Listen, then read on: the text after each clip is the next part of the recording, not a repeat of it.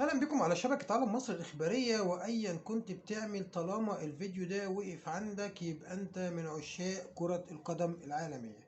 ليفربول من الأندية الإنجليزية الكبيرة جدا اللي قدر في خلال العشر سنوات الماضية انه يجذب انظار كل المشجعين والمتابعين حول العالم بكل اللعيبة الكبار اللي بدأ يجذبهم من كل بلد وكل قارة، ويخلى العالم كله يبدأ يتفرج على ليفربول ويتابع الدوري الإنجليزي، بعد ما كنا يدوب بنتابع الأرسنال ومانشستر سيتي ومانشستر يونايتد. بقينا كلنا الوقت بنتابع ليفربول، وخصوصا المصريين والعرب علشان لاعبنا الكبير محمد صلاح. ولكن ليفربول في الموسم الحالي متعثر بعض الشيء، وبيقع في المركز السادس.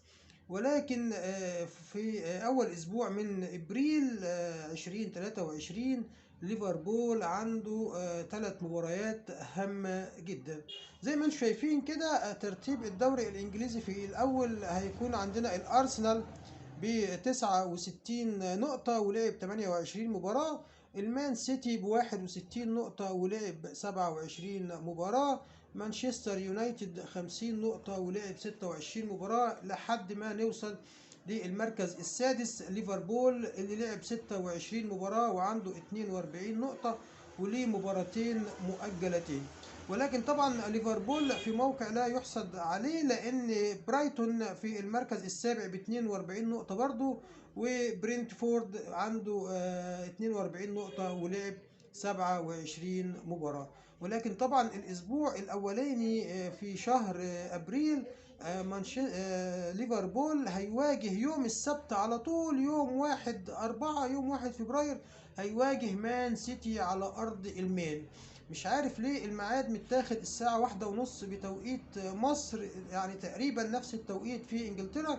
ربما المان سيتي عايز يخطف ليفربول، لانه عارف ان عنده اكتر من 3 او 4 لاعبين مسلمين فصايمين، فاستغلال الوقت الساعة 1:30 الظهر في عز الصيام ممكن يكون صعب جدا على اللاعبين الصائمين في ليفربول، واهمهم طبعا محمد صلاح. ده يوم السبت 1 ابريل، وهنقول ان هو كتبة ابريل.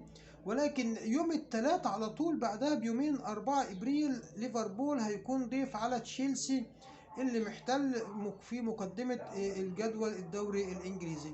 يبقى ليفربول هيلعب يوم السبت وهيلعب يوم الثلاث في الدوري الإنجليزي، وبعدين يوم الحد على طول اللي بعديه هيبدأ يواجه الأرسنال. ليفربول هيواجه الأرسنال على أرض ليفربول يوم الحد. يبقى السبت 1 ابريل، والتلات 4 ابريل، وبعدها الحد على طول 9 ابريل. 3 مباريات هامين جدا لليفر، لو كسبهم مع المباراتين المؤجلتين هيكون الليفر حصل على 15 نقطة ويرتفع ل 57 نقطة، ممكن يحتل بيها المركز الثالث لو حصل ولا قدر الله ان المان يونايتد وتوتنهام ونيوكاسل تعثروا بعض الشيء.